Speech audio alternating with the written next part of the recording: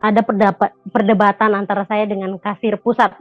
Kan waktu itu masih susah mencari Al-Quran itu dengan terjemahannya. Jadi ya sebagian ada yang dimengerti, sebagian juga yang belum. Oh iya, jadi timbullah pertanyaan itu karena saya bilang, Kak, bisa nggak saya pinjam Alkitab kakak ini? Bilangnya, nggak bisa deh, ini tuh Alkitabnya itu punya saya ini, apa namanya bilangnya, modelnya kayak apa ya model Alkitabnya itu. Kalau nggak salah waktu itu perjanjian lama aja yang warna hijau kah, atau saya lupa ingat, sudah lumayan lama kejadian itu. Jadi saya ini penasaran, saking penasarannya, jadi saya tanya lah sama orang di kantor itu satu persatu.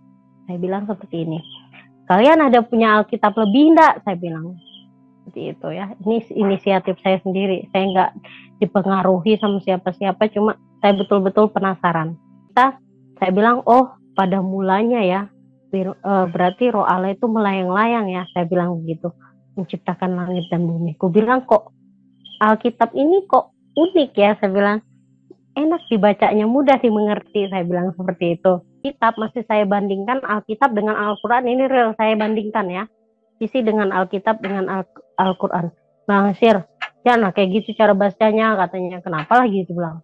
Saya bilang, aneh loh, kamu baca Alkitab, bilangnya, masa dibandingkan dengan Al-Quran? Loh, aku bilang, gak apa-apa lah, saya kan mau tahu apa sih isi Alkitab ini, apa sih isi dari Al-Quran ini, maksudnya supaya saya bisa lihat dong. Aku bilang, mana sih betul-betul yang jembatan Sirotol Mustaqim, saya bilang seperti itu. Jadi bilang, ayo kamu istighfar. Aku bilang, enggak, aku bilang, Pak, meskipun saya bilang mati saya di sini, saya ndak akan, aku bilang, menyembah Tuhan lain selain Tuhan Yesus.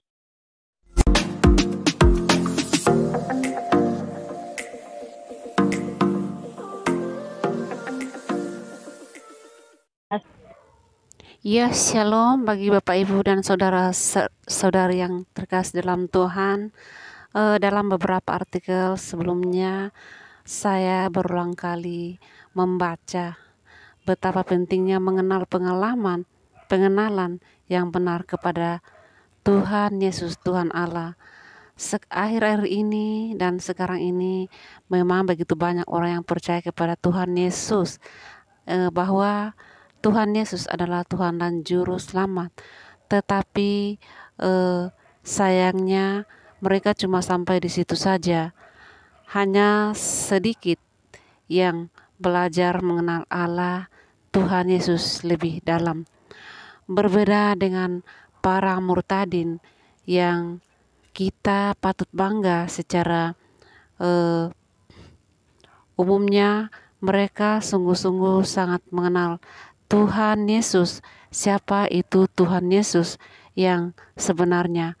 Olehnya itu tidak segan-segan mereka memutuskan untuk mengenal Tuhan Yesus lebih dalam, di mana para murtadin ini Tuhan Yesus memang benar-benar menemui mereka dengan beribu macam cara Tuhan Yesus untuk membawa mereka kepada jalan yang benar, jalan yang lurus. Itulah kesaksian dari begitu banyak murtadin saat ini. Bagaimana dan seperti apa yang akan kita saksikan bersama berikut videonya, dan semoga terberkati. Kiranya video ini boleh menjadi berkat dan memberkati banyak orang. Selamat menyaksikan video berikut ini. Berdarah Bugis, ibu saya orang Bone berdarah Bone dan Sinjai. Kalau ayah saya itu keturunan Bugis juga, dia keturunan baru. Dan kebetulan nenek saya ini dia itu ada keturunan raja. Nah, jadi kakek saya itu orang Kajang asli, Bugis Kajang asli. Jadi masih dia anak raja. Dan singkat cerita, saya lanjut waktu saya datang ke Sulawesi itu, di tempat bapak saya tinggal di daerah baru, saya dikirim sana bersekolah. Di sana saya dididik betul-betul, dididik agama, bukan hanya sekolah sekolah biasa ya, tapi sekolah di sana itu namanya di Sulawesi itu, sekolah itu kita ada yang namanya sekolah agama, itu namanya sekolah Arab. Nah, sekolah Arab ini, nah, di situ saya dididik bagaimana tentang agama Islam, bagaimana sholat 5 waktu, diajarkan berbahasa, berbahasa apa namanya itu, ngomong berbahasa Arab di sekolah itu. Dan di situ saya waktu itu masih kelas 5 dengan sampai kelas 6 lulus SD. Saya mau dilanjutkan sekolah di waktu itu SMP-nya itu Sanawiyah namanya kalau di sana. Nah, saya nggak mau, saya maunya di sekolah biasa aja karena saya terus terang, saya orangnya malas yang namanya jilbab, bukan kenapa gerah ya. Kalau pergi ya ibadah seperti sholat ya baru berhijab gitu. Pergi ke sekolah Arab baru berhijab. Kalau di rumah saya buka aja gitu karena aku mikir juga masih gerah betul juga waktu itu. Jadi saya memang orangnya ya. Tapi kalau masalah ibadah waktu itu betul-betul saya tidak lepas dari 5 waktu selalu sholat. Jadi suatu ketika pernah saya karena tinggal di Sulawesi, saya harus tahu cara ngaji orang di sana. Kalau ngaji orang di sana itu kita nggak ngaji seperti yang ada di tempat-tempat lain, di wilayah-wilayah lain ya. Kalau di Sulawesi itu kita ngajinya harus pakai bahasa Arab. Jadi yang tadinya saya sudah Al-Quran, kembali lagi ke Iqra. Di sana kan ada 2 tahapan. Yang pertama Iqra, kemudian yang Al-Quran. Nah, jadi kembali lagi ke Iqra. Jadi ketika saya dilajarin Iqra, saya itu menangis. Karena saya tidak tahu bahasa orang Bugis sana. Jadi saya hanya mengikuti. Jadi suruh hafalin tulisan orang Bugis, bagaimana bahasanya. Jadi saya sempat menangis, aku bilang sama mama saya nelpon mama saya di sana di Kalimantan, saya bilang, mak saya mau pulang, saya bilang, saya enggak tahan di sini, saya enggak ngerti bahasa ini. Saya bilang bertahan aja, selesaikan sekolahmu, katanya seperti itu. Ya udah, singkat cerita akhirnya saya lulus lah. Saya mau mendaftar sendiri sampai saya saking enggak maunya saya sekolah di Sanawiyah itu yang berjilbab semua, saya merasa gerah betul, ini nggak tahan saya. Jadi saya mutusin waktu itu bertindak sendiri. Waktu itu saya pergi ke pasar. Kalau setiap di sana itu, di tempat saya itu, di Baru itu, di Tanete, di kampung sana, setiap hari Rabu itu ada namanya pasar. Jadi setiap hari Rabu saya bantu orang angkat beras ke pasarnya, jadi dikasih uang 20.000, kadang 5.000. Nah, disitulah uang itu saya simpan, saya kumpulkan untuk saya mendaftar sekolah biasa gitu, sekolah umum. Dan itu di Rala. Singkat cerita, setelah saya sekolah daftar, tapi orang tua saya tidak mengizinkan. Jadi saya diambil kembali ke Kalimantan. Jadi pas di Kalimantan saya sekolah, di sana saya sekolah. Setelah lulus sekolah, singkat cerita saya selesai sekolah, semua selesai sekolah. Waktu itu kelas 3 SMP pertama. Setiap tahun ada Natal di rumah teman-teman aku. Jadi setiap tahun saya juga itu pergi ke rumah mereka. Jadi pergi ke rumah mereka itu ya senangnya saya pikirkan cuma pergi ngucapin selamat aja. Terus habis itu cuma berkunjung karena gitu kan, karena mereka juga kalau lebaran pasti datang ke rumah. Jadi saya menghormati mereka. Saat Natal saya datanglah ke rumah mereka karena diundang, yaitu ngucapin selamat hari Natal, terus Merry Christmas, seperti itu. Singkat cerita pas mereka lagi kebaktian, kalau tidak salah Natalan. Malam itu saya tidak tahu kalau mereka mau Natalan di gereja mereka. Jadi ada satu teman saya namanya itu Melisa, dia bilang gini sama saya, ayo yuk ya Eria, kita ke yuk ke rumah, ke tempat aku yuk pergi Natalan. Saya pikir nggak pergi ke gereja seperti biasa, pergi ke tempat dia. Jadi saya pergilah, ternyata ikut, loh kok dibawa ke gereja pikirku. Tapi pikirku ya udahlah biasa. Jadi saya lihat di situ itu Satu lagu yang saya dengar persembahan dari anak sekolah minggu. Lagunya itu yang seperti ini. Selamat pagi Bapak, selamat pagi Yesus, selamat pagi Roh Kudus. Seperti itu lagunya kira-kira. Nah, tapi saya pikir biasalah itu kan namanya teman ya. Nah, singkat cerita, udah berapa lama saya selesai sekolah dan saya bekerja di Samarinda, bekerja di Samarinda, belum nyampe ke Samarinda, masih di Balikpapan dulu, karena saya kerja itu di suatu perusahaan yang namanya koperasi ya, koperasi. Nah, di koperasi itu kami tinggal di suatu rumah dan rata-rata yang dalam rumah itu, nah di sini posisi saya sebagai rekapitulasi itu merekap segala keuangan yang masuk, keluar keuangan yang keluar gitu, membantu kasir untuk pembukuan seperti itu. Jadi, nah ada kasir saya itu awalnya belum nyampe ke yang saya rajin itu ngantarin dia, belum, itu di Samarinda. Nanti itu ada perdebatan sedikit ya di situ. Saya belum masuk ke situ karena saya ingin cerita betul-betul dari awal ini loh awalnya. Jadi ada perdebatan antara saya dengan kasir pusat. Ya, nanti Balikpapan itu ada namanya kasir pusat dengan kasir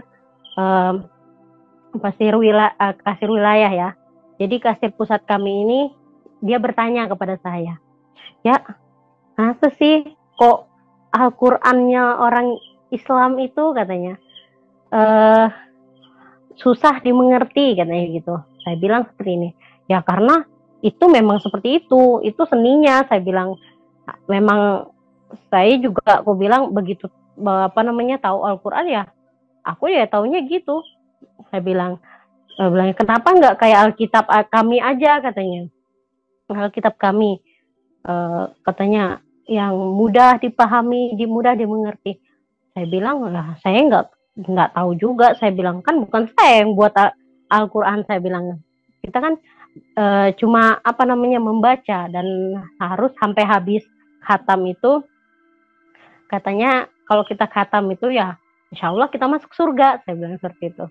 Oh, katanya seperti itu. Jadi dia bilang gini, terus memangnya kamu mengerti kah arti dari apa yang kamu baca itu? Ya saya bilang ya sebagian saya mengerti, ada juga yang saya tidak mengerti, karena aku bilang kan memang betul, saya bilang saya sudah khatam Al-Quran sampai 3 kali, saya bilang seperti itu. Dan saya bilang ada sebagian saya mengerti di dalamnya, karena saya rajin memang membaca waktu itu dan tidak pernah meninggalkan yang namanya sholat 5 waktu.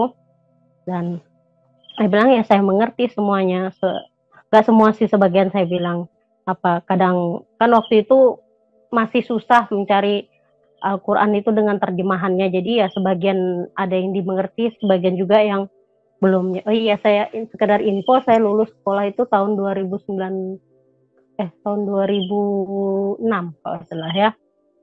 Jadi saya sekolah setelah selesai sekolah saya itu lanjut kerja, dan itu awal mula saya kerja di Balikpapan. Kemudian karena lain dan satu hal, kalau saya mau diangkat menjadi kasir di wilayah, jadi saya harus dites, diberangkatkan ke Samarinda lagi untuk ditempatkan dulu di sana sementara. Nah, di Samarinda inilah saya ketemu yang namanya Kak Diana, kasir kami. Nah, saya di situ hari-hari saya setiap hari Senin sampai Sabtu kami bekerja dan Minggu kami kosong. Nah, pas hari Minggu itulah dia saya lihat di situ dia sangat gelisah, ngomong ke teman-teman yang lain, nggak bisa sih, saya sibuk nih, ada kegiatan ini. Ngomong ke saya klien, nggak bisa, bilangnya aku lagi ada kegiatan katanya. Yang saya capek, dan singkat ceritanya, jadi saya bilang memangnya kenapa Sir? Dia bilang gitu. Kami manggilnya kasir sebagai rekan kerja, dan dia manggil saya rekap. Enggak, ini Dek, bilangnya Dek. Dia biasanya manggil saya Adek karena memang dia kakak ini lebih tua daripada saya. Dia bilang seperti ini, enggak Dek, bilangnya saya ini selama di sini, nah susah betul yang namanya pergi ke gereja. Loh kenapa? Saya bilang kan motor ada, saya bilang Kak. Dia bilang seperti itu. Terus dia bilang bukan, motor memang ada katanya, tapi masalahnya saya yang tidak bisa naik motor katanya. Waduh, saya bilang, kasihan juga ya. Aku bilang, dia bilang gitu. Oh iya, itu obrolan biasa aja. Terus minggu depannya lagi, kenapa? Masih kayak kemarin, gak ada yang mau antarin. Ya udahlah kak, aku bilang, saya kan bisa pakai motor nih, ada motor juga. Yuk, bilangnya saya antarin deh tiap hari Minggu. Saya bilang, saya rela aja nganterin kakak tiap hari Minggu ke gereja. Ayolah katanya, jalan lah. Jadi saya antar lah. Jadi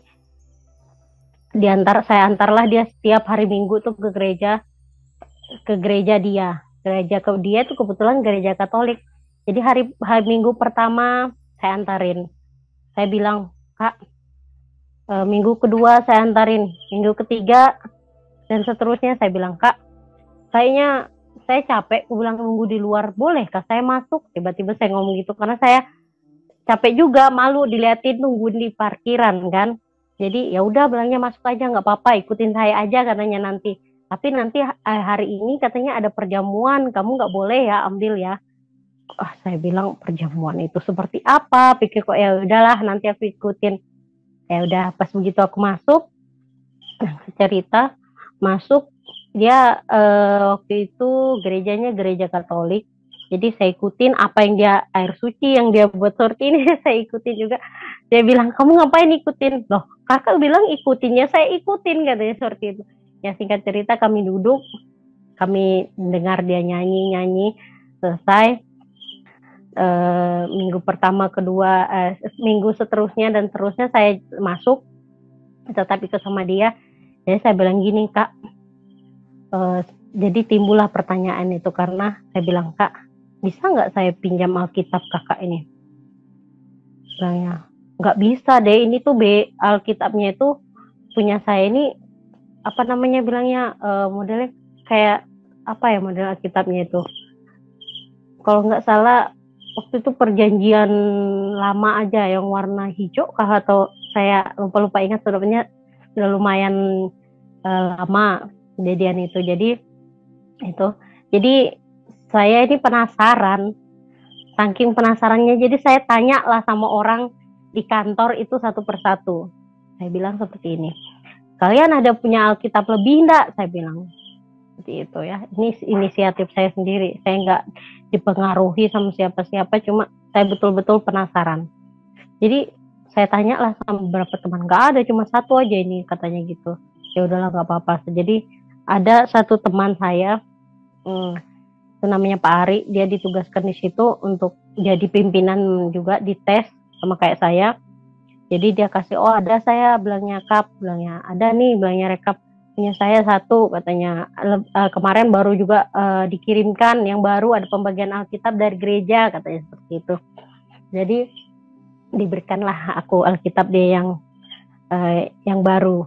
Jadi setelah itu saya baca dari awal kejadian. Tapi sebelumnya saya ingin beritahu ya, saya pernah juga ke rumah teman saya dan saya pernah membaca Alkitab ini dari kejadian, cuma sekilas aja karena teman saya hari itu mau pergi ke gereja, jadi saya cepat-cepat pulang ke rumah. Nah, jadi saya bilang, oh iya, oh sama ya Alkitab yang saya baca. Memangnya kamu pernah baca kah? Teman saya ini tanya ya. Saya bilang pernah sih. Saya dulu kan punya teman orang Toraja. Jadi kalau saya ke rumahnya kan hari Minggu liburan. Jadi kadang hari Minggu pagi itu dia pagi-pagi tuh pasti saya datang ke rumahnya, ngerjain PR. Tapi ternyata dia ada kegiatan ibadah. Jadi waktunya paling jam 7 sampai jam 8, jam 9 dia pergi ibadah. Jadi singkat cerita, saya bilang, oh pada mulanya ya, berarti roh Allah itu melayang-layang ya, saya bilang begitu, menciptakan langit dan bumi. Aku bilang, kok Alkitab ini kok unik ya, saya bilang, enak dibacanya, mudah dimengerti, saya bilang seperti itu. Nah, terus saya bilanglah sama teman saya yang ngasih Alkitab itu. Aku bilang, Pak Ari, namanya Pak Ari. Pak Ari, aku bilang, nanti minggu depan, saya bilang, kira-kira bisakah Bapak itu antar saya bilang gitu kan, ke gereja, aku bilang, yang tempat Bapak ibadah. Kenapa bilangnya? Memang nggak apa-apa, saya cuma mau aja, bilang ikut ke sana, mau ini aja, mau apa namanya itu, lihat-lihat seperti apa sih tata cara kalian beribadah gitu. Nah, kalau kami kan ya sudah tahu sendiri, sholat 5 waktu, apa namanya, sebelum sholat kita wudhu ya. Sekarang saya penasaran bagaimana sih cara Bapak itu beribadah. Nah, saya bilang gini, Sir, nanti habis saya antar jadi teman saya, kasir saya bilang, Kak, nanti kalau habis antar ibadah, saya ikut sama Pak Ari ya. Aku bilang nanti kalau selesai ibadah, saya jemput kakak sepulang gitu. Tetap saya antarin dia pergi ibadah karena nggak ada orang lain memang yang mau ngantar dia. Jadi saya merasa kasihan juga, rasa iba. Jadi saya pergilah. Tetap seperti itu. Jadi setiap hari saya pergi ibadah ke tempatnya ibadahnya Pak Ari, setelah ngantar kasir saya, terus itu berulang-ulang. Nah, setelah itu nggak lama kemudian, sebulan setelah saya stay di Samarinda, saya kan akan dipindahkan ke wilayah yaitu namanya apa namanya itu waktu itu Berau. Nah, di Berau itulah nanti saya dijadikan kasir unit di sana. Nah, setelah selesai pembelajaran saya di Samarinda, dikirimlah saya ke Berau tadi. Nah, jadi saya berpisahlah dengan Kak Kasir di sini. Saya bilang nanti apa namanya, berdoa aja. Saya bilang, Kak, atau ada orang yang mau bantu kakak lagi ya. Gak mungkin lah, aku bilang, mereka nggak ada yang mau, kan kasihan, aku bilang gitu. Jadi saya ngomong, ada satu teman saya namanya Pardede. Itu orang kalau nggak salah orang Bugis atau orang, cuma dia ada marganya Pardede, marga Batak. Jadi saya bilang lah, Pak, saya bilang, tolonglah antarlah kasir itu kalau hari Minggu. Gue bilang, kan Bapak juga nggak ada kerjaan. Gue bilang, kasihan loh, gue bilang gitu. Nah, jadi bilangnya, iyalah, nantilah saya coba antarlah, katanya kalau misalkan saya nggak ada apa namanya, kalau nggak ada kegiatan lain, iyalah, aku bilang, antarlah sekali hal. Kasihan loh, aku bilang, orang mau beribadah masa dihalang-halangi hanya gara-gara ini. Aku bilang, ya iyalah, katanya, iyalah, nantilah aku coba, katanya gitu. Jadi setelah itu pergilah saya ke Berau. Nah, dengan Pak Ari ini memang saya orangnya cukup dekat sama Pak Ari. Dan Pak Ari ini dikirim ke waktu itu Kota Bangun. Jadi kami tetap berkomunikasi karena dari Kak Diana ini ke Pak Ari ini kami sering sharing masalah agama seperti apa. Terus juga kami tidak lepas kontak karena kami masalah kerjaan juga tiap hari. Nah, suatu ketika, singkat cerita, pada malam itu tiba-tiba begitu saya kalau tidak salah seminggu saya nyampe di Berau itu setelah menjadi kasir, ada sesuatu hal yang terjadi sama saya yang tidak terduga. Jadi di situ saya selesai masak pagi-pagi karena memang di sana tugasnya selain hanya kasir juga membantu masak untuk karyawan kami di sana. Jadi selesai masak, ngitung uang saya, uang yang masuk, yang keluar, jadi supaya tidak apa namanya, tidak tekor atau namanya waktu itu, supaya pas. Nah, jadi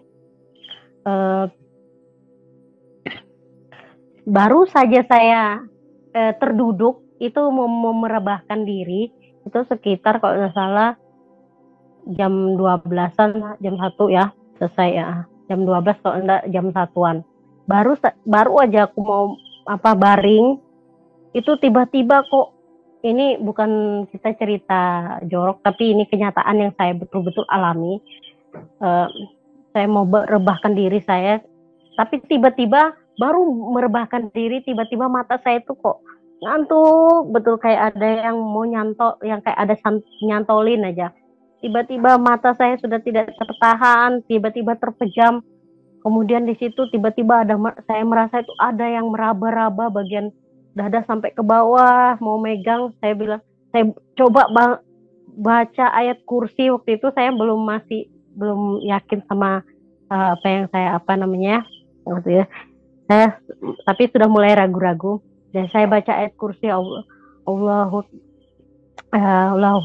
wala quwata illa billah dan seterusnya, seperti kan. Tiba-tiba nggak bisa juga, ini nggak bisa bergerak ini. Kenapa ini kok? Ini yang saya merasa orang yang nindih saya ini orangnya itu besar, tinggi, terus pokoknya rambutnya gondrong, nggak tahu saya itu Gundurwo atau Buto Ijo, saya nggak ngerti juga waktu itu. Pokoknya makhluk ini tuh betul-betul mau ngerayangi tubuh saya. Saya langsung teringat omongannya Pak Ari waktu itu, bilangnya coba sekali-sekali kamu berdoa dalam Isa Al-Masih namanya.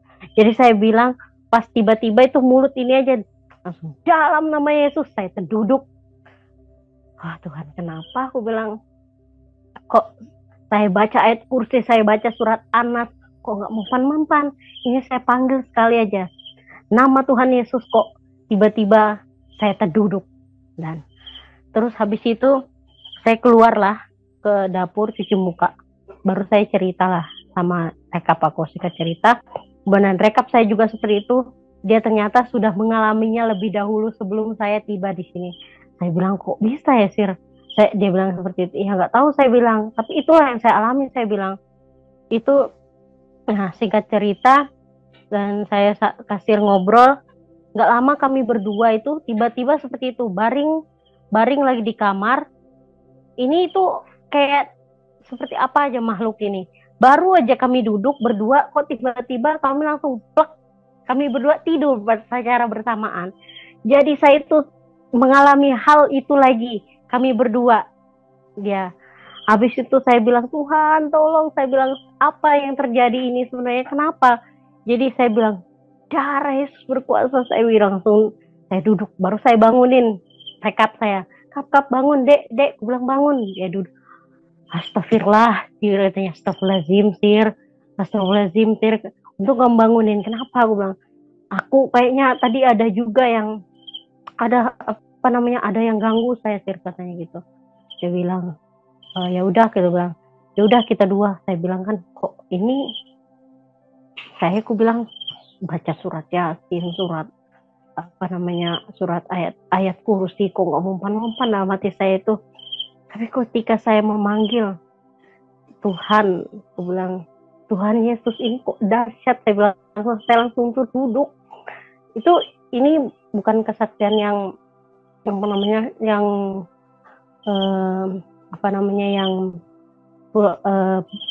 ini benar-benar terjadi dalam hidup saya. Saya tidak mengada-ngada, ini real dan faktanya seperti itu kejadian. Jadi saya masih, karena saya memang mungkin dibilang orang masih bebal ya.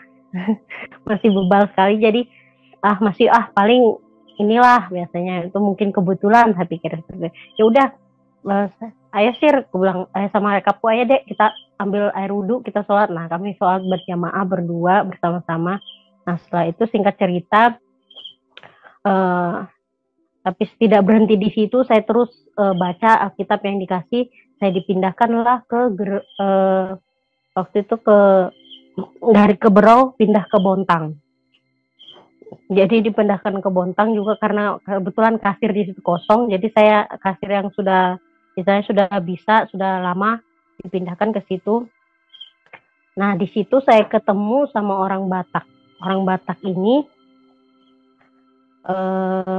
saya lupa siapa namanya. Nah teman saya ini, disitulah dia juga ngomong sama saya. Dia bilang, loh, kamu dapat Alkitab dari mana Sir? Katanya, ya dari Pak Ari. Saya bilang, saya cuma belajar aja kok. Dia bilang saya seperti itu. Dan di situ juga bilang, ayo kita ke gereja nanti aja lah. Aku bilang, saya juga masih ini kok. Aku bilang, saya lo belum Kristen, saya lo masih belajar baca Alkitab. Masih saya bandingkan Alkitab dengan Al-Quran. Ini real saya bandingkan ya. Isi dengan Alkitab dengan Al-Quran. Nah Sir, jangan kayak gitu cara bacanya, katanya. Kenapa lagi itu bilang. Saya bilang, aneh loh, kamu baca Alkitab, bilangnya, masa dibandingkan dengan Al-Quran loh. Aku bilang, gak apa-apa lah, saya kan mau tahu apa sih isi Alkitab ini, apa sih isi dari Al-Quran ini, maksudnya supaya saya bisa lihat dong. Aku bilang, mana sih betul-betul yang jembatan Sirotol Mustaqim, saya bilang seperti itu. Ya, waktu itu saya bilang seperti itu. Ya singkat cerita, akhirnya setelah berapa lama, berapa bulan saya pelajari Alkitab, tiba-tiba kok ada kerinduan dalam hati ini, seperti itu. Jadi libur hari itu, libur Lebaran, ada kerinduan hati ini. Saya minta ketemu sama Pak Ari, dan Saya bilang, Pak Ari, saya mau ketemu, ada hal yang perlu saya sampaikan ke Bapak, saya bilang seperti itu. Jadi cuma saya tidak kasih tahu waktunya kapan. Jadi singkat cerita, saya tiba-tiba ada di tempat dia bekerja di kota itu daerah Kota Bangun.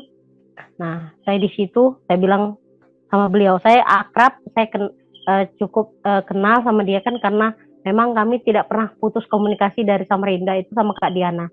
Jadi mereka dua inilah yang membimbing saya, betul-betul membimbing saya dalam mengenal siapa Tuhan itu, Tuhan Yesus itu.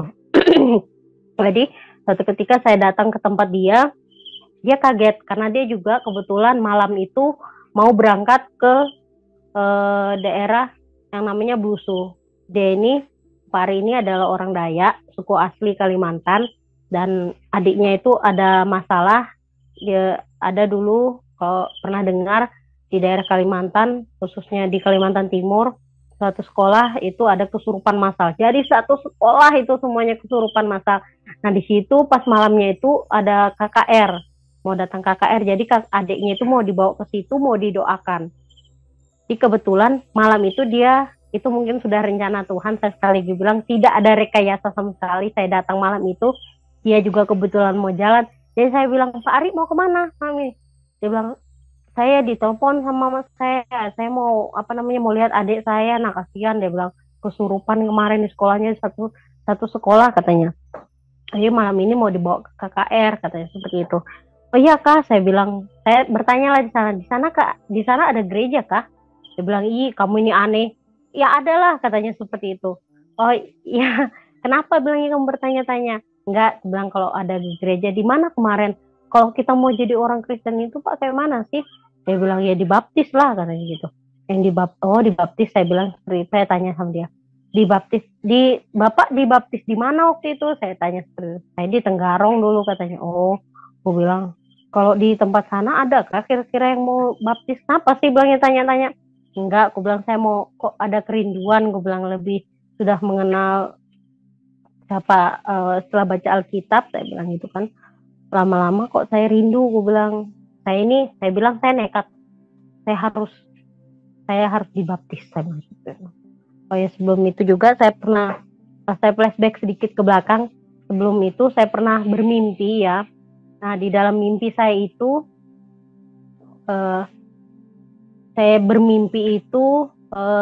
saya itu pernah dikafanin, modelnya bepocong. Tapi yang saya heran itu ada seorang pendeta yang berkhotbah. Ini mimpi saya beberapa waktu setelah saya belajar firman Tuhan ya. Tapi ya itu saya bilang saya tetap kekeh sama agamaku karena menurut saya ya jalan satu-satunya keselamatan yaitu ada di Islam, karena memang Islam menurut saya adalah agama yang sempurna waktu itu, yang bisa membawa kita ke jalan Shirathul Mustaqim seperti itu ya. Jadi saya di situ saya mimpi itu, saya bilang, oh ini aku bilang ini siapa? Aku bilang orang itu berkhotbah tapi menghadap ke belakang. Jadi saya itu di belakangnya dia. Saya di belakang dia berkhotbah tentang jalan keselamatan seperti itu. Akulah bilangnya di situ khotbahnya, kebetulan saya lihat itu, kalau tidak salah saya ingat-ingat di dalam Yohanes 14 ayat yang ke-6. Di situ Tuhan berkata yang khotbah itu berkata seperti ini. Akulah jalan dan kebenaran dan hidup. Tidak ada seorang pun yang datang kepada Bapa kalau tidak melalui aku. Kemudian yang ketujuh, kiranya kamu mengenal aku, pasti kamu juga mengenal Bapakku. Sekarang ini aku mengenal dia dan kamu telah melihat dia. Wow, aku bilang ini khotbah apaan ini, aku bilang gitu. Kenapa aku bilang siapa, aku bilang jalan kebenaran itu. Siapa sih, aku bilang. Kok saya bilang orang ini khotbah kayak gini ke aku gitu. Jadi setelah itu sudah, saya pikir udahlah, mungkin cuma bunga mimpi, saya tidur. Terus tiba-tiba setelah saya mimpi itu, kok ada sesuatu hal yang menurut saya aneh. Saya sholat 5 waktu, sholat 5 waktu. Tapi begini, kalau saya malam tidur, saya takut menghadapi hari esok. Saya itu gemetar, kok takut hari esok, kenapa saya bilang itu. Saya ketemu malam lagi, pokoknya saya orangnya itu masih ini, saya orangnya tidak lupa rajin sholat karena memang saya betul-betul dididik dari ayah saya yang memang ayah saya itu orangnya sangat keras sekali ya, beliau itu. Jadi memang dia memiliki guru besar yang memang dia selalu ada salah satu tokoh agama yang dari Banjar dia selalu ikuti, dan juga ada namanya Ustadz Soleh Amin, dia seorang mantan anak pendeta orang Ambon. Jadi itu adalah guru spiritual bapak saya. Jadi begini, saya lanjut. Jadi ketika itu saya jalani sholat terus, tapi saya tidak tetap membaca Alkitab ya pada waktu itu. Jadi saya sholat 5 waktu, tapi kok saya bilang gini, Tuhan, kok saya ini merasa betul-betul takut menghadapi hari esok ini, ada apa? Saya bilang, kok saya merasa takut betul, takut sekali. Jadi saya tetap menjalani hari-hari saya, tapi saya ada kekhawatiran, ada rasa sangat takut yang luar biasa dalam diri saya. Kenapa saya bilang seperti itu kan? Ini kok takutnya luar biasa itu sampai kadang saya gemetar untuk menunggu hari esok. Saya tidak tahu apa yang menyebabkan saya takut untuk menunggu hari esok. Tapi yang jelas itulah yang saya rasakan. Saya bilang saya sholat dulu. Malam saya sholat tahajud, saya berusaha. Tuhan, saya bilang ada apa ini? Kenapa kok saya sangat takut menghadapi hari esok ini? Kenapa ada apa dengan saya? Seperti itu kan. Baca Al-Quran.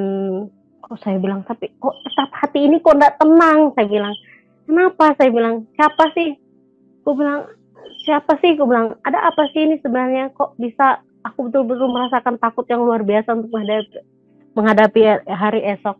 Nah, singkat cerita, setelah itu barulah saya karena seperti itu yang saya bilang tadi, saya mimpi itu 2 kali berturut-turut saya mimpi itu. Jadi saya bangun, saya bilang ini kayaknya ini bukan hal yang main-main. Saya bilang kayaknya, saya bilang ini kayaknya sudah, karena sudah saya rajin juga membaca Alkitab. Saya bilang ini kayaknya jiwa saya ini sudah bukan lagi, saya bilang ini sama Allah. Saya bilang sudahlah, saya bilang coba. Jadi saya merasa coba saya ke ini lagi. Jadi saya datanglah ke teman saya tadi itu, Pak Ari. Saya bilang yang seperti itu lagi, lanjut ceritanya ke situ. Nah, tibalah kami di sana di tempat dia ini. Jadi ya tadi saya datangin dia bilang saya mau dibaptis. Saya bilang seperti itu sama dia. Dia bilang, kamu ini jangan gila, kamu serius kah? Dia bilang, iya saya serius. Dia bilang, kamu tahu nggak? Saya bilang, semenjak saya baca Alkitab saya nggak bisa tidur. Aku bilang, kadang saya tidur kok takut sekali menghadapi hari esok. Jadi saya bilang, saya mau saya nekat. Aku bilang, sekarang saya mau dibaptis. Saya bilang, jangan ini, aku bilang, yang bikin saya ini nggak bisa tidur. Saya bilang gitu kan, karena saya sudah mengenal siapa sosok Tuhan Yesus itu. Jadi saya bilang, iya saya yakin. Gue bilang, mantap kan. Saya sebelumnya juga sudah sholat kan, minta petunjuk sama Tuhan. Yaitu tadi bilang yang saya dikasih mimpi yang kedua kalinya, saya juga dikasih ayat itu, akulah jalan kebenaran tadi dan hidup, dalam Yohanes 14:6 dan 7. Tadi sudah kita bacakan bersama. Dan luar biasa, setelah itu saya dibaptis. Besoknya pas kebetulan dia perginya hari Sabtu, jadi hari Minggunya saya bisa langsung dibaptis ya, karena saya sudah melalui tahap-tahap, saya sudah membaca Alkitab, saya sudah belajar seperti itu. Jadi pendeta itu hanya ngomong gini, kamu kenal, sebelum dibaptis besok sorenya saya konsultasi dulu, ada satu hal yang ingin saya tanyakan. Katanya, sudah siapkah kamu, katanya, memikul salib Tuhan? Saya bilang, Mengikul salib. Ya, saya bilang saya sudah siap, Pak. Jadi namanya pendeta itu Pak Martin Tandidala, dia orang Toraja. Terima kasih Pak Martin telah bentar ya, telah membaptis saya mengucapkan terima kasih banyak. Jadi Pak Martin itu, nah besoknya saya dibaptis, dan ketika selesai ibadah, saya juga mengikuti sesi ibadah itu, ibadah minggu, dan ketika selesai sesi ibadah minggu, jadi langsung saya dibawa ke sungai. Kalau di daerah tempat di Busu itu ya, karena itu ada sungai, jadi kami langsung menuju ke sungai itu, tidak jauh dari gereja. Di belakang gereja kira-kira ada sungai, jadi di situ saya baptis di tempat sungai. Di sungai itu baptis, namanya baptis selam. Nah, baptis, saya pertama bilang, saya kira baptis ini dipercik ya. Saya bilang ternyata masuk dalam sungai ya, mau diselam. Iya katanya.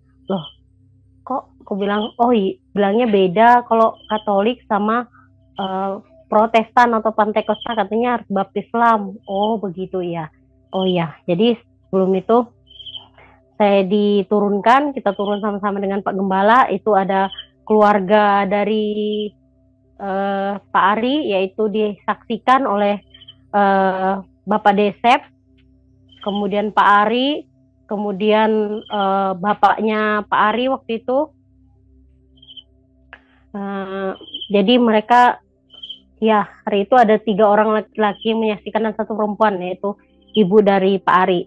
Di situ ketika berdoa, ketika saya didoakan mau dibaptis selam, selesailah proses penyelaman. Saya tiba-tiba begitu keluar dari air, luar biasa yang saya rasakan itu. Saya itu merasa seperti ringan sekali, tidak ada beban, tidak ada rasa takut, merasa dibebaskan seperti itu yang dibilang ketika kita lahir baru seperti itu. Luar biasa, saya merasa betul-betul diberkati, dikuatkan imanku, dirasanya pokoknya tenang aja, kayaknya enak aja seperti itu ya. Rasanya rasa damai, sukacita yang saya rasakan, yang saya dapatkan itu tidak ada beban, sedikit pun tidak ada beban. Jadi nggak cerita, begitu saya naik, ceritalah ipar saya sedikit info, Pak Ari ini sudah menjadi suami saya, beliau yang membimbing saya. Dan ipar saya ini namanya, yang tadi saya bilang Bapak Desep ini, bercerita waktu itu belum menjadi ipar saya ya, masih menjadi teman aja. Nah, memang saya masih berteman, tidak ada hubungan, belum ada berhubungan. Waktu itu dia bilang gini, ya katanya, kamu tahu nggak, waktu kamu sebelum dibaptis didoakan. Saya bilang, kenapa Kak? Saya manggilnya kakak ya, karena memang ipar dari ayahnya Jenny, dari suami saya. Seperti ini.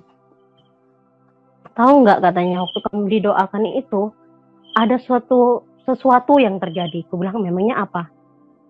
Saya melihat, katanya, dalam doa saya, waktu saya berdoa, kita sama-sama berdoa, ada katanya pertama cahaya merah keluar dari atas kepalamu, kocar-kacir bilangnya, seperti ya keluar. Kemudian baru bilangnya ada cahaya putih masuk ke dalam tubuhmu. Terus di kelilingmu itu, dia bilang, saya belum pernah bilangnya lihat orang dibaptis itu seperti ini. Yang benar-benar luar biasa, dia bilang. Kenapa? Di sekelilingmu itu dijaga sama berpakaian putih-putih katanya. 2 orang katanya yang menjaga kamu. Saya tersendiri terkejut, kaget, nggak nyangka kan, ini saya bukannya tipu-tipu atau berbohong, tapi ini kesaksian langsung yang menyaksikan ketika saya dibaptis. Saya tidak mengerti, jadi waktu itu jadi saya bilang, iya kakak, saya bilang, siapa ya kira-kira, saya bantu. Ya bilangnya Pak Gembala, Pak Martin itu bilang, oh itu mungkin malaikat Tuhan yang menjaga kamu sekarang. Aku bilang, begitu ya, puji Tuhan. Saya bilang kalau begitu. Nah sekarang sudah lahir baru, jadi orang Kristen, katanya benar-benar harus dipelajari Alkitabnya katanya gitu. Jadi dia bilang, luar biasa bilangnya ya, waktu kamu dibaptis katanya seperti itu. Baru kali ini bilangnya saya melihat orang dibaptis itu benar-benar ada istilahnya, ada roh yang masuk dalam tubuhmu setelah roh yang lain keluar. Jadi sedikit info, saya bilang dulu saya pernah juga ikut yang namanya karate, yaitu namanya IKS. Jadi namanya IKS, saya sempat sampai ke Sabuk Biru. Nah, Sabuk Biru ini sudah kami mendalami ilmu kanuragan. Jadi saya bilang mungkin itu roh yang, atau saya bilang oh mungkin itu yang saya bilang keluar. Jadi saya merasa memang beban di pundak saya rega, merasakan luar biasa kenikmatan setelah lahir baru. Biasanya kalau orang lahir baru kan, kalau di Islam nih, kita dapat berkat rahmat dari Allah Subhanahu wa Ta'ala. Nah, saya juga dapat itu berkat yang luar biasa dari Tuhan ya. Nah, setelah itu, singkat cerita, setelah saya selesai dari situ, saya inginlah ada niatan pulang ke rumah. Jadi karena niatan ke rumah pulang ini, calon suami teman saya ini yang namanya Ari ini ikut sama bapaknya karena pengen juga tahu daerah sana kan, jalan-jalan katanya seperti itu. Jadi singkat cerita, setelah kami pulang itu saya dibaptis itu bulan 10, kalau tidak salah bulan 10 tanggal 10 tahun 2009 kalau tidak salah, kalau tidak 2009 ya 2009 saya dibaptis. Nah, setelah 2009 kalau nggak salah itu tahun depannya sekitar lebaran lagi saya baru pulang liburan karena kerja. Saya ini orang tua ini belum ada yang tahu kalau saya itu ternyata sudah menjadi pengikut Yesus ya, haleluya, luar biasa. Nah, hari-hari saya jalani seperti biasa, saya pergi gereja, baca Alkitab di rumah. Saya sangat rajin pada waktu itu, sangat mencintai karena mungkin karena dahsyatnya yang di dalam isi Alkitab ini luar biasa ya. Jadi setelah itu saya singkat cerita saya pulang, Pak Ari juga ikut dengan bapaknya. Jadi di rumah ini heboh karena dipikirnya ini ada laki-laki yang mau ngelamar saya seperti itu. Padahal mereka ini jalan-jalan aja sebenarnya, tapi ya karena karena mereka dia datang sama bapaknya ya dianggap mereka seperti itu. Oke. Jadi keluarga saya sudah dihubungi, paman-paman saya. Jadi sekali lagi saya diinfokan di sini bahwa keluarga saya ini adalah keluarga yang sangat kental ya, sangat agamanya sangat baik di keluarga saya. Nah, jadi sorenya itu semua keluarga ngumpul lah di rumah. Nah, ini Ari ini suami saya ini ngomong, nanti jangan ngomong dulu ya kalau kamu sudah dibaptis, katanya seperti itu. Saya cuma bilang oh iya. Tapi terjadi pertentangan di dalam diri saya di situ. Karena saya juga pernah membaca di Alkitab, saya bilang jika kamu mengakui aku, Tuhan Yesus bilang begitu, maka aku juga akan mengakui kamu. Gitu, seperti itu. Jadi saya lupa di mana ayatnya tadi, saya tidak catat karena jadi ketika itu saya bilang kok ada penolakan, kok dibilang jangan dikasih tahu, jangan. Oh iya, saya cuma bilang iya, tapi di dalam hati saya tidak seperti itu. Nah, jadi suatu ketika berkumpullah sudah orang di rumah, ada paman saya, ada tante-tante saya, semua kumpul di rumah. Nah, jadi ngobrol-ngobrol. Sebelum itu, belum mulai prosesi adat kami orang Bugis sebenarnya. Jadi datanglah bapak saya seperti ini. Saya, Jum, nanti dia panggil, kalau saya itu di rumah panggilan akrabnya Ijum. Jum, katanya, nanti kalau kamu disuruh masuk Kristen, katanya, jangan mau ya. Jadi bapak saya itu bapak saya itu ngomong seperti itu ya, dibisik saya. Oh iya. Saya tuh enggak jawab, cuma ngangguk-ngangguk aja. Oke, saya bilang seperti itu. Jadi sampailah akhirnya pertemuan itu dimulai. Nah, disinilah luar biasanya kesaksian yang saya akan sampaikan ini. prosesnya dimulai dari sinilah. Ketika bapak saya ngobrol dengan mertua saya yang laki-laki waktu itu, karena mertua saya yang perempuan tidak bisa ikut ya, sibuk menjaga anak sekolah. Jadi ketika dia ngobrol-ngobrol, sampailah pada tahap itu membahas masalah agamanya. Jadi sebelum mereka membahas agama, saya datanglah ke tengah-tengah, saya duduk, saya bilang seperti ini, Mama, Bapak, sebelum kita membahas masalah selanjutnya, saya bilang, ada sesuatu yang mau saya sampaikan ke Mama sama Bapak. Saya bilang, sebelumnya saya mohon maaf dulu, aku bilang, sama Mama sama Bapak. Tapi asal Mama tahu sama Bapak, saya sudah dibaptis dan saya sudah menjadi pengikut Yesus. Nah, disitulah mulai. Pokoknya ribut semua, sudah keluarga saya yang hadir di situ. Wah, bilangnya.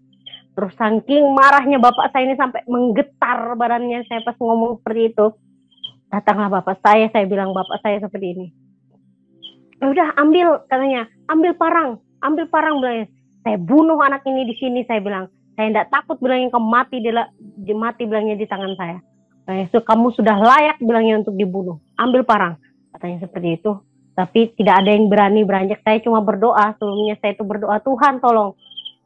Apapun yang mereka perbuat itu, mereka tidak salah. Mereka tidak tahu. Jadi waktu itu juga saya belum tahu berdoa seperti apa. Karena saya baru di situ.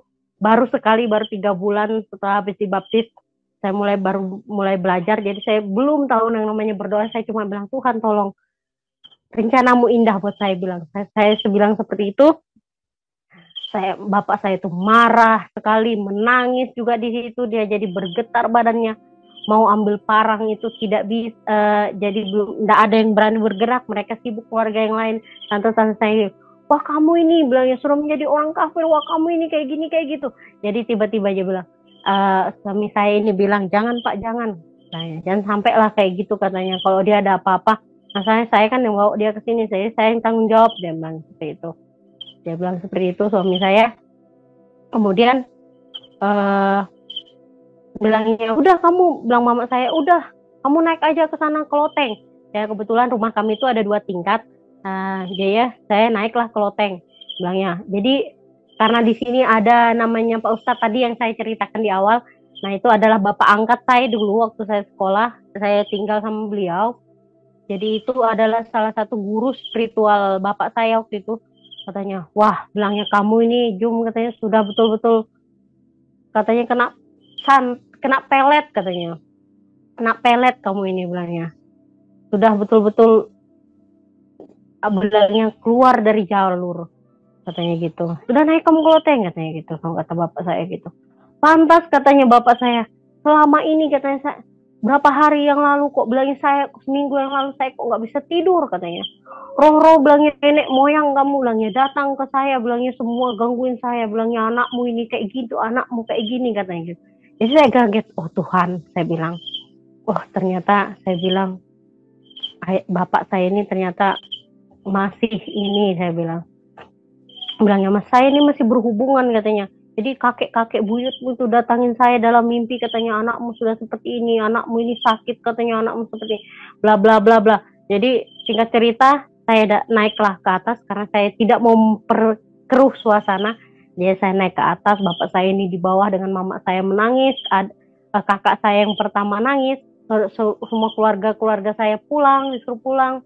Dan entah apalah yang terjadi sama mereka ya, sudah disuruh pulang. Jadi cuma Pak Ustadz ini, itu gelarnya Ustadz. Jadi Pak Ustadz ini menenangkan bapak saya bilang nanti kita coba ini aja, ngomong lagi sama dia, bilangnya.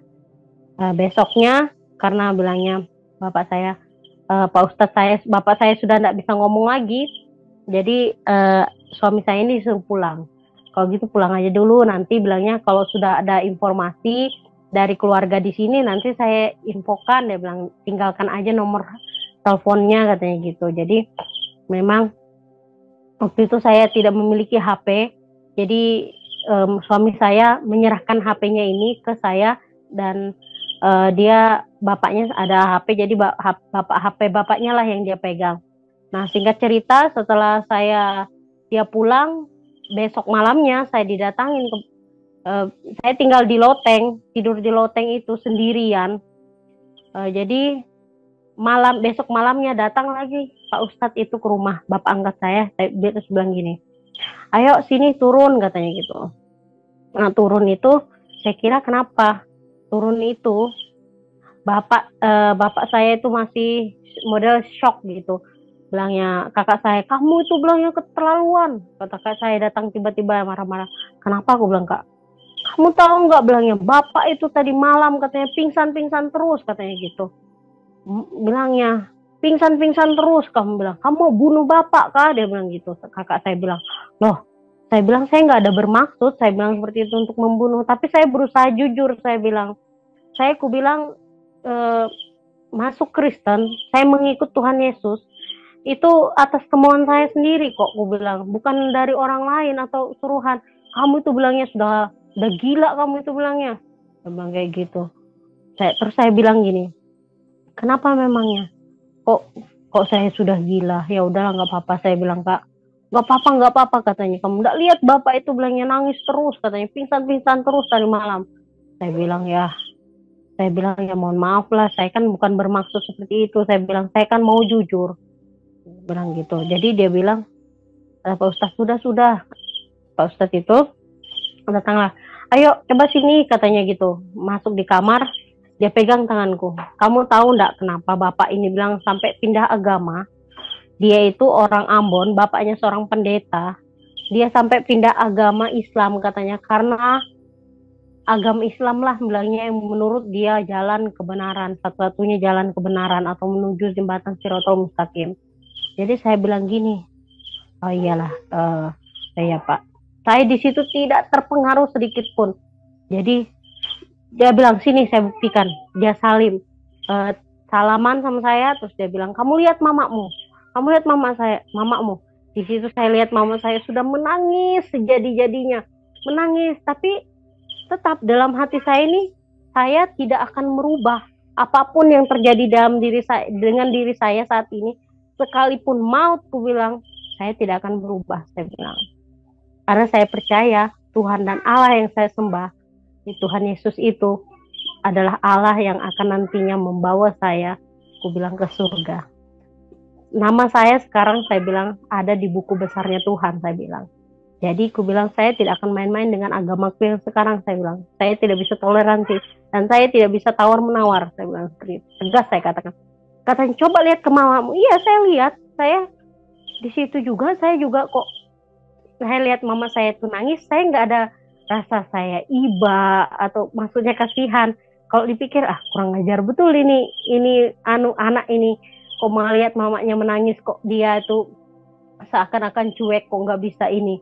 Katanya, di mana hati nuranimu, katanya gitu. Kamu ini betul-betul sudah, bilangnya, dia bilang, anakmu ini bilangnya sudah kena pelet, bilang sama orang Dayak.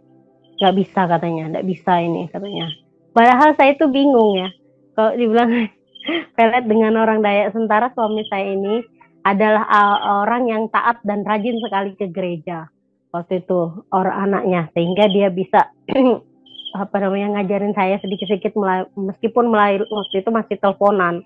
Jadi itu yang aku bilang syukur. Saya bilang itu bukan, nggak ada, saya bilang nggak ada sangkut pautnya sama dia, saya bilang gitu. Itu saya bilang itu baru dia mau ngelamar saya itu, aku bilang itu pun saya teman saya.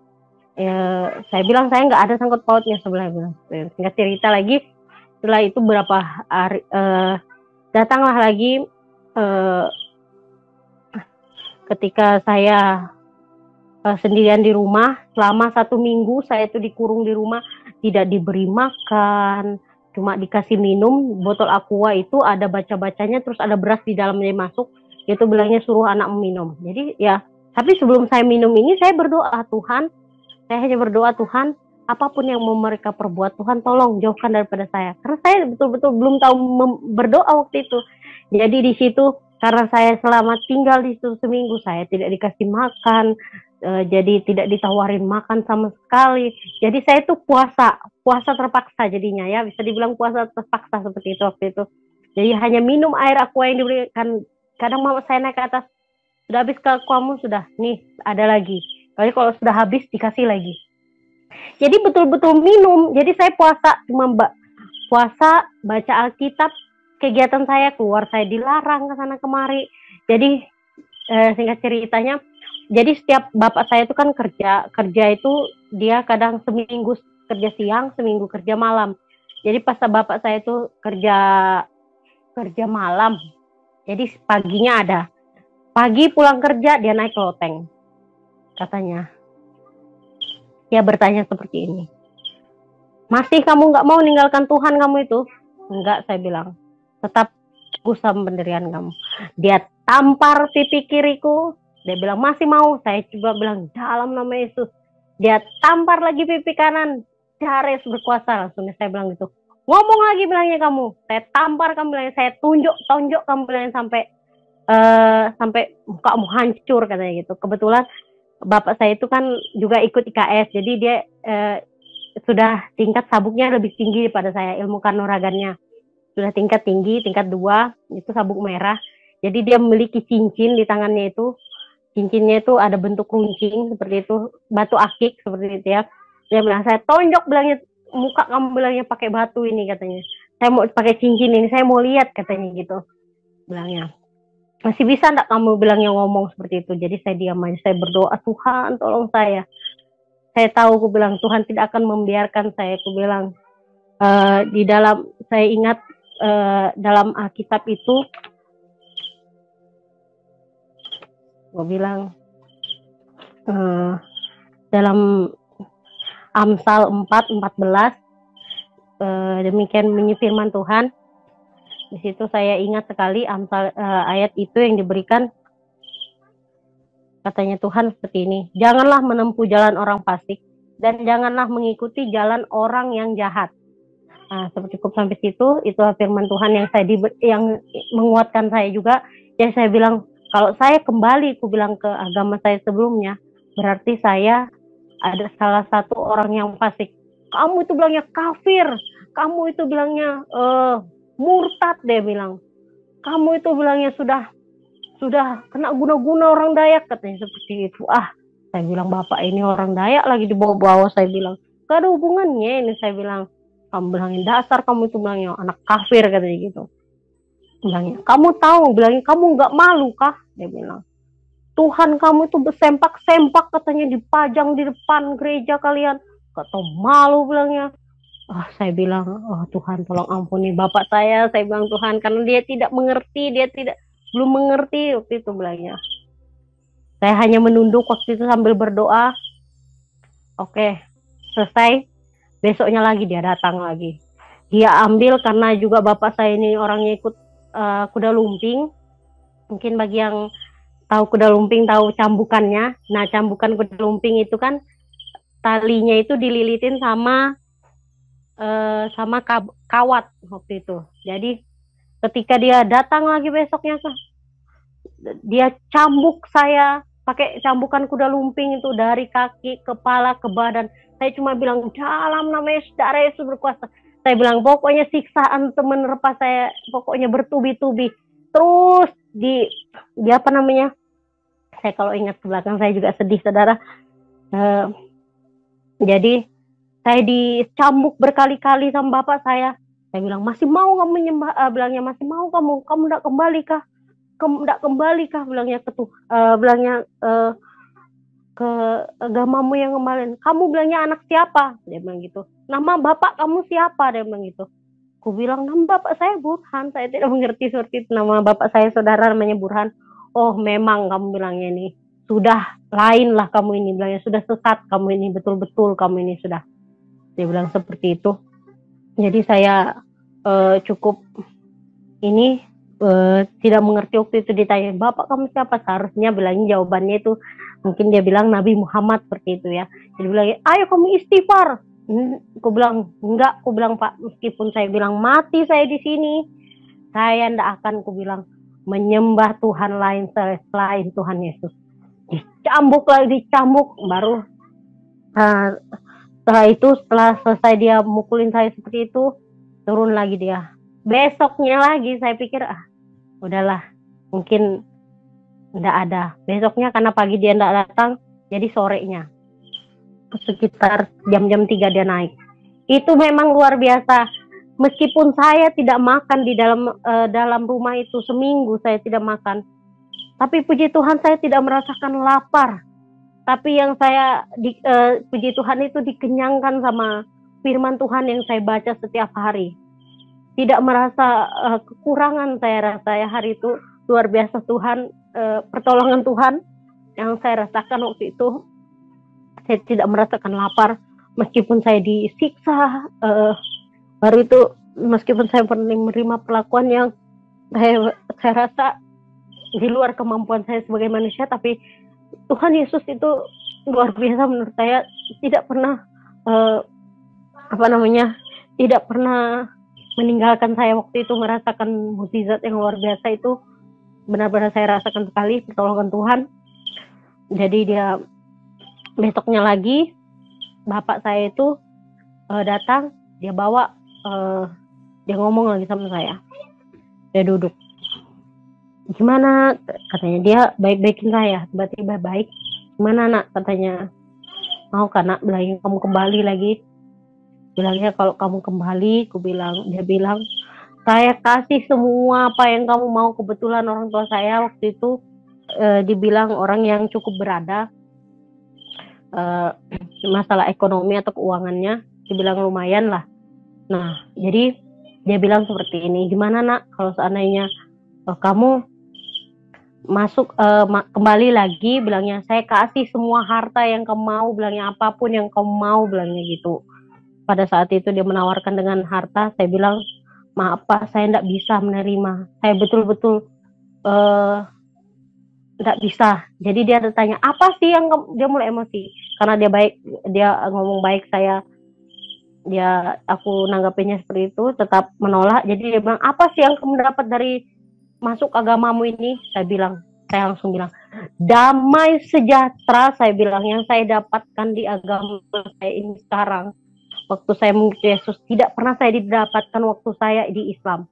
Saya sholat, ku bilang sampai jungkir balik, ku bilang Pak mohon sama Tuhan, sama Allah, saya bilang saya besok supaya diberikan keberanian untuk menghadapi hari besok. Itu jawabannya saya tidak dapat, tapi di dalam nama Tuhan Yesus keberanian itu ada. Waktu saya bilang itu ketakutan saya hilang, saya bilang ketika saya percaya sama Tuhan, seperti itu. Jadi marah lagi bapak saya. Di situ ada ganjalan pintu balok ya, mungkin sebesar ini ya, baloknya panjang segini. Dia ambil, dia pukulkan belakang aku, bak sampai dia bilang kayak gitu. Ini berdiri langsung dia bilang, kamu kalau tetap pada pendirian kamu, bilangnya kamu maunya apa sih katanya, kamu saya lempar kah dari loteng ini, ayo bilangnya berdiri, kelahi kita, dia bilang. Dia ajak aku duet atau dia ajak aku kelahi, ayo katanya. Cuma saya berdiri, cuma saya bilang Pak enggak, saya bilang saya lempar kamu, bilangnya dari loteng ini ke bawah. Di bawah itu ada balok semua, saya mau lihat katanya siapa yang hidup, bilangnya saya yang hidup atau kamu yang hidup katanya, saya mau lihat kamu hidup enggak, bilangnya saya lempar dari atas sini ke bawah. Dia bilang seperti itu. Tapi saya tetap sama pendirian saya, tidak, saya bilang. Meskipun Bapak menolak saya berkali-kali, saya bilang Bapak saya di surga tidak akan menolak saya bilang seperti itu. Jadi saya bilang, biarpun Bapak membenci saya tidak membenci Bapak, saya bilang. Dan puji Tuhannya saya dipukul sama orang tua saya itu, saya tidak merasakan sakit, tapi saya merasakan perlindungan, pertolongan daripada Tuhan. Itu sendiri luar biasa, haleluya. Tuhan Yesus ajaib sekali. Hari-hari saya itu diisi dengan siksaan, cemoohan. Saya itu tidak keluar dari rumah. Saya bilang, Tuhan, saya sangat rindu beribadah, Tuhan. 1 minggu saya dikurung, saya tidak beribadah, tapi saya terus berpuasa, membaca firman Tuhan. Saya bilang, Tuhan, saya rindu ingin ke gereja, tapi saya tidak bisa. Saya bagaimana caranya supaya ke gereja. Jadi saya sangat rindu waktu itu. Jadi saya terus berdoa kepada Tuhan. Nah, suatu ketika kakak saya datang karena kakak saya itu baru habis menikah juga, sudah menikah dan dia tidak tinggal sama kami. Kakak saya itu datang, dan kakak saya datang itu untuk menginap, untuk membantu, pada itu membantu bapak saya ya, untuk mengislamkan saya kembali. Dia tuh ngomong sama saya, kenapa sih dek? Aku bilang, kamu kok jauh betul menyimpang, katanya itu. Saya bilang, kak, ini bukan penyimpangan, tapi ini suatu keyakinan dari saya bilang, yang saya dapatkan. Saya bilang, setelah aku bilang mengenal, aku bilang, siapa sih juru selamat itu sesungguhnya, saya bilang seperti itu. Jadi kakak saya itu, hari itu, jadi dia turun, dia bilang, mak sudah nggak bisa, sudah itu kayaknya, katanya. Jadi naik lagi bapak saya itu ndak menyerah juga, tapi saya juga, puji Tuhan, saya dikuatkan sama Tuhan dan saya tidak menyerah. Di situ saya, apa namanya ya, bapak saya naik bawa palu, bawa amar. Dia bilang, bagaimana, katanya. Dia sambil pegang amar itu, palu-palu, masih mau tetap katanya, tetap percaya sama Tuhanmu yang telanjang-telanjang itu. Dia bilang, saya tuh jijik bilangnya kalau ada orang Kristen ke rumah. Bilangnya piring itu mau buang rasanya kalau dia habis pakai makan. Terus kasur itu bilangnya mau saya jemur, katanya kalau habis dia pakai tidur, katanya. Betul-betul jijik dia beludah di hadapan saya. Saya bilang, oh Tuhan tolong ampuni bapak saya bilang, karena dia tidak tahu Tuhan apa yang dia perbuat kepadaku. Daripada itu, Tuhan tolong ampuni bapak saya hanya bisa berdoa seperti itu. Dia mau layangkan palu itu ke kepala saya bilang, coba, saya bilangnya mau lihat Tuhanmu itu bisa enggak nolong kamu kalau saya hantam kepalamu ini pakai palu, katanya. Tapi puji Tuhan itu tidak dibiarkan Tuhan. Kakak saya bilang, sudah Pak, jangan Pak, biar bagaimanapun dia itu adik saya, katanya gitu. Jadi bapak saya berhenti dan saking kesalnya dia turunlah bapak saya hanya bisa, singkat cerita, kemudian karena bapak saya merasa tidak sanggup dengan Pak Ustadz itu, dia bilang lah, dia telepon semua paman-paman aku di Balikpapan. Kan paman saya ada, kebetulan paman saya ada anggota polisi, jadi dia bilang gini, suruh bilangnya penjarakan aja anak ini, katanya. Ijum ini bilangnya penjarakan aja, masukkan aja dalam penjara. Dia ini bilangnya masuk Kristen, gak ngomong-ngomong sama orang tua, bilangnya. Penjarakan aja, katanya, sudah. Pokoknya bilangnya kalau dia kabur ketemu kalian di Balikpapan di pelabuhan, tembak aja langsung, bilangnya. Bunuh aja. Dia bilang seperti itu.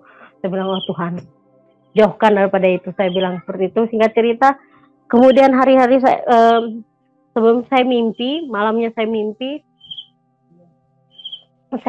itu, saya dilihatkan dalam satu rumah itu semuanya mati seperti itu. Hanya saya yang turun dari loteng itu keluar. Aku bilang, kok semua mayat ada tergeletak di dalam rumah ini. Saya bilang, kenapa ini? Ada apa ini? Jadi saya mimpi itu, tiba-tiba saya terbangun. Nah, terbangun, terus saya buka Alkitab. Nah, dalam kitab ini saya dapat itu, Tuhan berkata kepada saya dalam, sebentar ya, Mazmur 34 ayatnya yang ke-19. Jadi yang saya dapatkan dalam Mazmur 34 ayat ke-19, demikian firman Tuhan. Tuhan itu dekat kepada orang-orang yang patah hati dan ia menyelamatkan orang-orang yang remuk jiwanya. Saya bilang, Tuhan, saya bilang, saya memang lagi dalam keadaan patah hati, dan Tuhanlah yang menyelamatkan saya. Daripada itu, saya bilang, Tuhan, tolong, saya bilang, bimbing saya bilang seperti itu. Jadi ketika itu, jadi mimpi yang sama terjadi kepada saya. 2 kali mimpi itu terjadi besoknya juga. Dan saya juga diberikan firman Tuhan yang luar biasa kepada Tuhan untuk menguatkan saya, itu dalam Mazmur 145 ayat yang 9. Demikian firman Tuhan. Dan lagi dalam Mazmur 145 ayatnya yang 9. Tuhan berkata demikian, Tuhan itu baik kepada semua orang dan penuh rahmat terhadap segala yang dijadikannya. Haleluya. Luar biasa firman Tuhan ini yang diberikan kepada saya untuk menguatkan saya waktu itu, dan juga apa namanya terus itu berlanjut. Jadi singkat ceritanya, saya datang ke diberikan kesempatan. Waktu itu bapak saya mengalami sakit, tiba-tiba saja bapak saya sakit, jadi dia harus ke Balikpapan untuk kontrol, cek gula darahnya, katanya naik, kolesterolnya naik gara-gara menghadapi saya, katanya seperti itu. Tapi itu bukan suatu hal yang menurut aku membanggakan. Tuhan, sakit akhirnya begini-begini. Tidak, saya tidak mendoakannya, saya cuma mendoakan Tuhan kesembuhan kepada bapak saya. Dari mimpi itu saya jadi khawatir, apakah dari mimpi itu, masa iya sih, saya bilang, Tuhan, saya yang menjadi terang nantinya di tengah-tengah keluarga saya. Ya, saya bilang seperti itu. Saya bilang, Tuhan, saya tidak mau diselamatkan sendiri, saya takut dengan mimpi itu.